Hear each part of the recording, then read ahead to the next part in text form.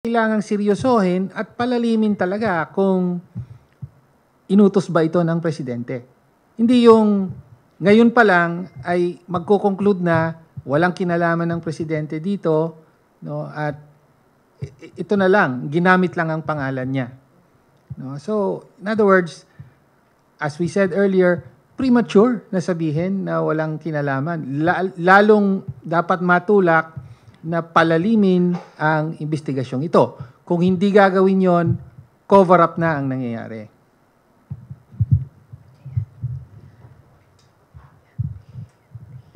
Hindi sapat na sabihin na ginagamit lang ang pangalan ng Pangulo eh.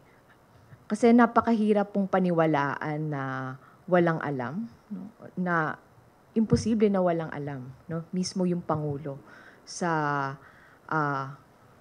kung meron mang involvement, no, yung Executive Secretary mismo at yung DBM Secretary.